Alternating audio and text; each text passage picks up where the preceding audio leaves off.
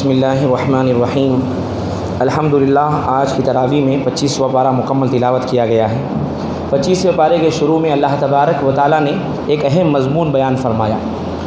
وہ مضمون یہ ہے کہ علم غیب اللہ تعالیٰ کی ذات کے ساتھ خاص ہے۔ غیب کا علم سوائے اللہ کے کسی کو نہیں ہے۔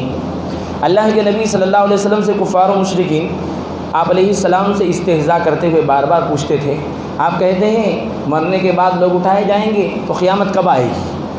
تو اللہ تعالیٰ نے فرمایا تم لوگ اللہ ہی کی طرف لوٹائے جاؤ گے، قیامت کب آئے گی یہ اللہ ہی کو علم ہے، اور پھلوں میں شگوفے کب نکلتے ہیں یہ اللہ ہی جانتا ہے، پیٹ میں بچہ ماں کے پیٹ میں کب قرار پکڑتا ہے اللہ ہی جانتا ہے، اور کس طرح سے پرورش پاتا ہے یہ بھی اللہ تعالیٰ ہی جانتے ہیں۔ اللہ تعالیٰ نے بہت سی مضامین کو آگے اسی طرح بیان کیا کہ غیب اللہ کے علاوہ کوئی اور نہیں جانتا مغیبات کو۔ آگے اللہ نے انسان کی فطرت کو بیان کیا۔ انسان کو اللہ نعمتیں عطا فرماتے ہیں، خوشیاں عطا فرماتے ہیں، اور فراخی عطا فرماتے ہیں، خوشحالی عطا فرماتے ہیں، تو انسان اکڑنے لگتا ہے اور اللہ کو بھول جاتا ہے اور کہتا ہے کہ یہ خوشیاں مجھے اپنے بل پر ملی ہیں۔ اور جب انسان کو مصیبت پہنچتی ہے اور کچھ تکلیف پہنچتی ہے تو گڑ گڑانے لگتا ہے، تضرع زاری کرنے لگتا ہے۔ اللہ تعالیٰ فرماتے ہیں دونوں حالتوں میں اللہ کی طرف رجوع کرنا چاہیے، خوشی ہو یا غمی ہو، ہر حال میں اللہ کی طرف رجوع ایسی انسان کو اپنی فطرت بنانی چاہیے۔ یہی ایمان کا خاصہ ہے۔ اس کے بعد سورہ شورى شروع ہوتی ہے، سورۃ الشورى۔ اللہ تعالیٰ نے اس سورت کا نام اس وجہ سے سورہ شورى رکھا کہ ایمان والوں کی علامت اللہ نے یہ بیان فرمائی کہ وہ ایمان کے معاملات میں آپس میں مشورہ کرتے ہیں۔ صحابہ کرام کی بھی یہی صفت ہے، وَأَمْرُهُمْ شُورَىٰ بَيْنَهُمْ۔ ان لوگوں کا معاملہ یہ ہے کہ وہ کوئی بھی معاملہ آتا، اجتماعی معاملہ، تو آپس میں مشورہ ضرور کرتے۔ اس وجہ سے اس صورت کا نام سورۃ الشورى رکھا۔ اس صورت میں اللہ تعالیٰ نے اپنی قدرت اور توحید کی بے شمار نشانیاں بیان فرمائی۔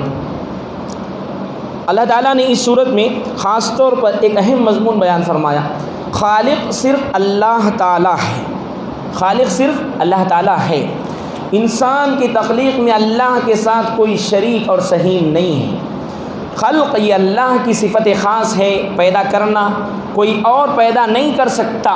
آگے اللہ نے یہ بیان فرمایا اولاد دینا اللہ ہی کا کام ہے۔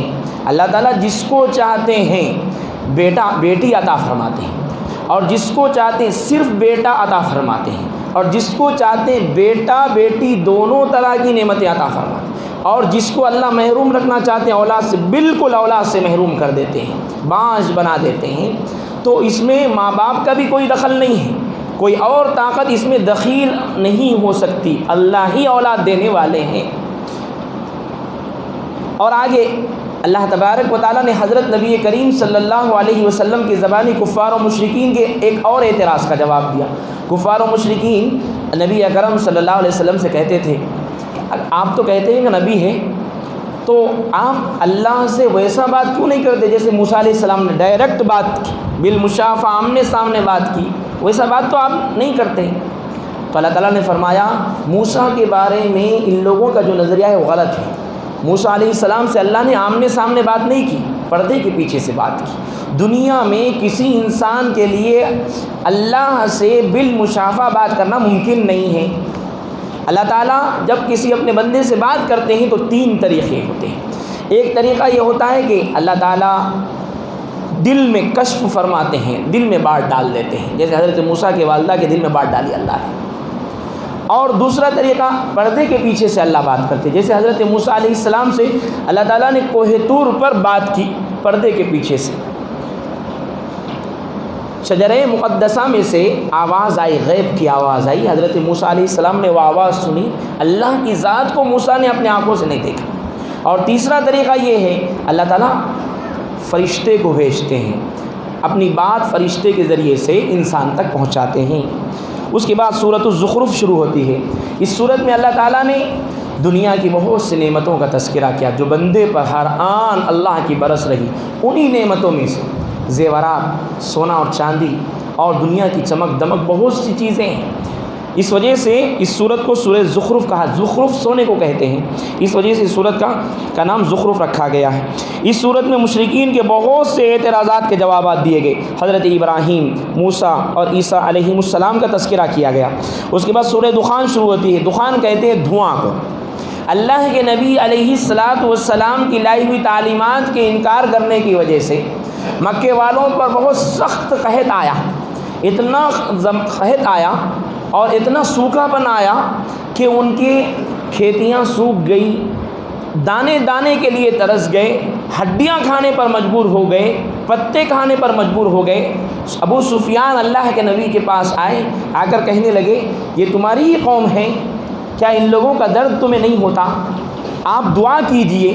تو اللہ کے نبی، تو جب یہ لوگ یہ سوکھا آیا تھا، بھوکے تھے، آسمان کی طرف دیکھتے تو دھواں ہی دھواں نظر آتا۔ تو اس واقعے کا اللہ نے اس صورت میں تذکرہ فرمایا، اس وجہ سے اس صورت کو سورہ دخان کہتے ہیں۔ الغرض آخر میں انہوں نے اللہ کے نبی سے دعا کرنے کی التجا کی۔ آپ علیہ السلام نے ہاتھ اٹھائے، آپ اپنے ہاتھوں کو ابھی رکھے بھی نہیں تھے، مکے میں اس قدر بارش ہوئی کہ مکے کی گلیاں پانی سے جل تھل ہو گئی، بھر گئی۔ اس کے بعد اسی صورت میں اللہ تبارک و تعالیٰ نے قرآن مجید کے شب قدر میں اتارے جانے کا تذکرہ فرمایا، انا انزلناہ فی لیلۃ مبارکہ، ہم نے لوح محفوظ سے آسمان دنیا پر یکبارگی پورا کا پورا قرآن ہم نے شب قدر میں نازل کیا ہے۔ شب قدر بہت مبارک رات ہے۔ قدر اس کو اس وجہ سے کہتے ہیں کہ یہ رات قدردانی کی رات ہے، اور بعض مفسرین فرماتے ہیں قدر اس وجہ سے کہتے ہیں کہ اللہ نے آگے آیت میں بیان فرمائی، فیہا یفرق کل امر حکیم، اس میں بندوں کی تقدیریں جو اللہ نے لکھ دی ہے وہ تقدیریں نافذ کرنے کے لیے فرشتوں کے حوالے کی جاتی ہیں۔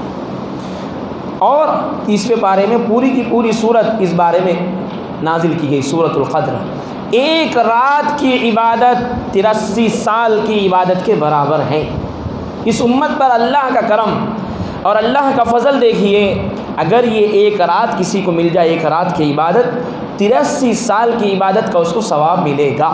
ایک رات میں ایک پارہ پڑھنا 83 سال میں کی ہر رات میں ایک پارہ پڑھنے کے برابر ہے۔ لہٰذا خاص طور پر جو تاخراتیں ہوتی ہیں، 21ویں شب، 23ویں شب، 25ویں شب، 27ویں اور 29ویں شب، ان راتوں کی بہت قدردانی کرنے کی ضرورت ہے، اور ان میں جو کام کرنے کی خاص طور پر ضروری کام وہ تو کرنا ہی چاہیے۔ ان راتوں میں سب سے پہلے ہم گناہ کرنے سے بچیں، غیبت کرنے سے بچیں، کسی پر تہمت لگانے سے بچیں، اور عشاء کی نماز جماعت کے ساتھ پڑھنے کا اہتمام کریں، اور ایک پارہ قرآن کی تلاوت کریں، اور 2 رکعات صلاۃ التوبہ پڑھیں، تہجد کی نماز کا اہتمام کریں، اور فجر کی نماز جماعت کے ساتھ پڑھنے کا اہتمام کر لیں، تو پوری رات جاگ کر عبادت کرنے کا ضرور ثواب ملے گا۔ اس لیے ان راتوں کا احترام کرنا چاہیے، ان کی قدر کرنی چاہیے۔ اس صورت میں اللہ تعالیٰ نے آگے اہل جہنم کے کھانے کا تذکرہ فرمایا، ان شجرۃ الزقوم طعام الاسیم، جہنمی جہنم میں داخل کر دیے جائیں گے تو اس وقت ان کا کھانا زقوم کا درخت ہوگا۔ زقوم کا درخت کیا ہے؟ آگے اللہ نے فرمایا کل محل، تیل کی تلچھٹ کی مانند ہوگا، اس کی شکل بھی بد ہے، ذائقہ بھی بد ہے۔ جب یہ پیٹ میں جائے گا تو ایسے پیٹ میں یہ ابلے گا، ابال آئے گا اس کے اندر، جیسے ہانڈی میں جس کو چولہے پر رکھ دیا جائے پانی میں ابال آتا ہے، اس طرح سے جہنمیوں کا جو کھانا ہے، جو غذا ہے، ان کے پیٹ میں جائے گا یہ درخت، تو اندر اس طرح سے ان کا پیٹ میں ابال آئے گا، اور وہ چیخیں گے، چلائیں گے، کہا جائے گا ذوق، چکو اسی کو، یہی تمہاری غذا ہے۔ آگے اللہ نے جنتیوں کا تذکرہ فرمایا، جنتیوں کو نعمتیں ملیں گی، جنتی امن والے مقام پر ہوں گے، نعمتوں میں ہوں گے، باغات میں ہوں گے، وہ باریک ریشم بھی پہنیں گے، سبز موٹا ریشم بھی سبز پہنیں گے، اور اللہ تعالیٰ ان کی خوبصورت عورتوں روحوں کے ساتھ، خوبصورت حوروں کے ساتھ اللہ تبارک و تعالیٰ نکاح ان کا کروائیں گے۔ اور اب جنتیوں کو جنت میں موت نہیں آئے گی، جوانی دے دی جائے گی، وہی جوانی ہمیشہ رہے گی، زندگی دی جائے گی، کبھی موت طاری نہیں ہوگی، اور اللہ تبارک و تعالیٰ اسی طرح نعمتوں میں انہیں رکھیں گے۔ اس کے بعد سورہ جاثیہ شروع ہوتی ہے۔ جاثیہ کہتے ہیں گھٹنوں کے بل بیٹھ جانا۔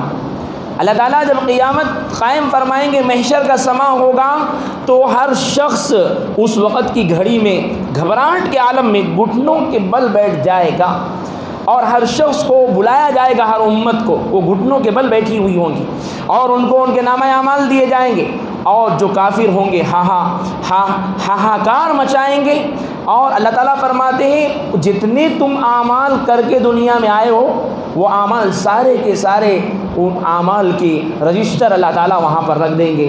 اللہ تعالیٰ جنتیوں کو نعمتوں سے نوازیں گے، مومنین کو نعمتوں سے نوازیں گے، اور کفار کو اللہ تبارک و تعالیٰ پھٹکار لگائیں گے اور ان کو جہنم میں داخل کریں گے۔ آخر میں اللہ فرماتے ہیں آسمان و زمین کی بادشاہت اللہ ہی کے لیے ہے، کبریائی بڑائی اللہ ہی کو جستی ہے، وہ زبردست حکمت والے ہیں۔ اللہ رب العزت والجلال ہم تمام کو الرحمن الرحیم الحمد للہ رب العالمین اللہم صلی علی محمد وعلی آل محمد وبارک وسلم ربنا آتنا فی الدنیا حسنة وفی الآخرة حسنة وقنا عذاب النار ربنا ظلمنا انفسنا وإن لم تغفر لنا وترحمنا لنكونن من الخاسرین یا حی یا قیوم برحمتک نستغیث اللہم انا عبادک وابناء عبادک وابناء امائک نواصینا بیدک ماض فینا حکمک عدل فینا قضاؤک اللهم إنا نسألك بكل اسم هو لك سميت به نفسك أو أنزلته في كتابك أو علمته أحدا من خلقك أو استأثرت به في مكنون الغيب عندك أن تجعل القرآن العظيم ربيع قلوبنا ونور صدورنا وجلاء أحزاننا وذهاب همومنا وغمومنا اللهم يا أول الأولين يا آخر الآخرين يا ذا القوة المتين يا راحم المساكين یا حنان یا منان یا دیان یا رحمان یا اللہ یا رحمان یا رحیم۔ مولا کریم بڑے گنہگار ہیں، بڑے خطا کار ہیں، بڑے سیاہ کار ہیں، بڑے پاپی ہیں۔ مولا جتنی زندگی گزری ہے ہمیں اعتراف گناہوں میں گزری، معصیتوں کے حوالے ہوئی، نفس و شیطان نے ہمیں بہکایا۔ اے اللہ آپ کی نعمتیں کھاتے رہیں، آپ کی دی ہوئی نعمتیں استعمال کرتے رہیں، لیکن مولا نفس و شیطان کے بہکاوے میں آ کر اے اللہ گناہوں کے راستے پر چل پڑے۔ اے اللہ ہمارا یہ جرم عظیم ہے، اے اللہ ہمارے اس جرم عظیم کو معاف فرما دیجیے، اے اللہ جرم عظیم کو معاف فرما دیجیے۔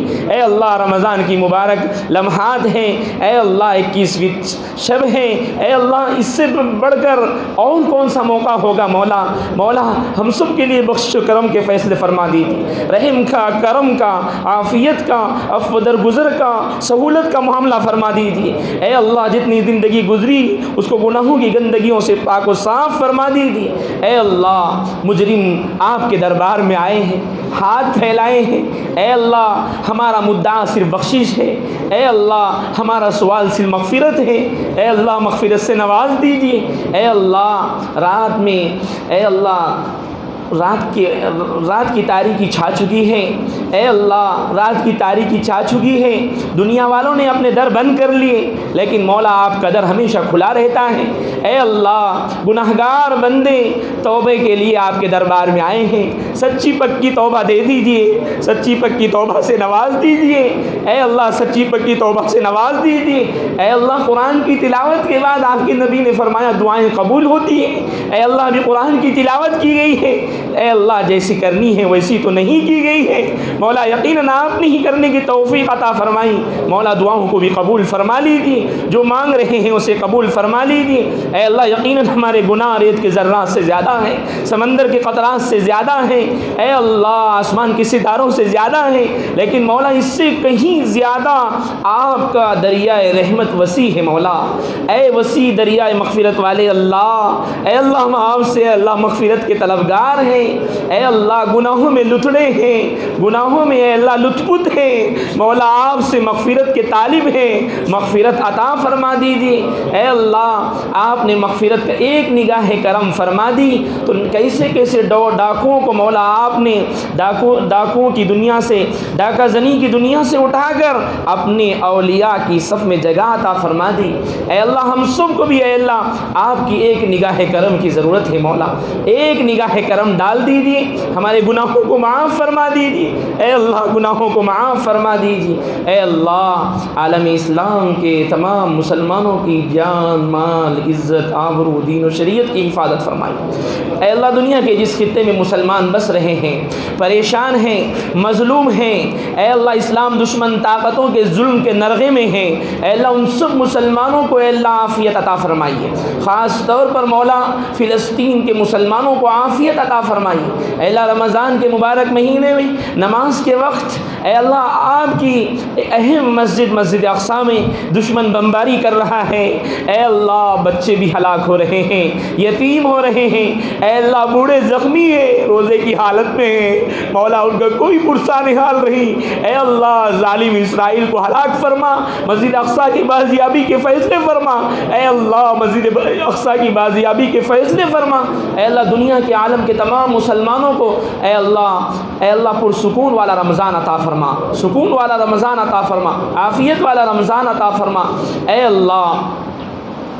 اللہ ہم سب کو شب قدر کی عبادت سے مالا مال فرما، ہم سب کو شب قدر عطا فرما، اے اللہ شب قدر عطا فرما، اے اللہ شب قدر عطا فرما، اے اللہ جتنے بندے آپ نے ان کو شب قدر عطا فرمائی، اے اللہ ان کی بدولت ہم کو شب قدر عطا فرما، اے اللہ ان کی بدولت ہم کو شب قدر عطا فرما، ان کی برکت سے شب قدر عطا فرما، شب قدر کی عبادت عطا فرما، اے اللہ محروم نہ فرما، محرومی سے ہماری حفاظت فرما، اے اللہ ہمارے تمام مرحومین کی مغفرت فرما، اے اللہ ہمارے تمام بیماروں کو شفائے کلی عطا فرما، اے اللہ جتنے لوگ بیمار ہیں خاص طور پر جناب سراج صاحب کو صحت کاملہ دائمہ عاجلہ مستمرہ عطا فرما، اے اللہ تمام مقروضوں کے قرض ادا فرما دیجیے، اے اللہ جتنے بے قصور قیدی جیل کی سلاخوں کے پیچھے مسلمان ہونے کے ناطے ڈال دیے گئے ہیں، اے اللہ کتنی عیدیں بیت گئی، کتنے رمضان گزر گئے، ان کی بہنیں ان کی مائیں ان کی بیویاں ان کی راہ کو تکتی رہ گئی، مولا ان سب کی باعزت رہائی کے فیصلے فرما، اے اللہ ان سب کی باعزت رہائی کے فیصلے فرما،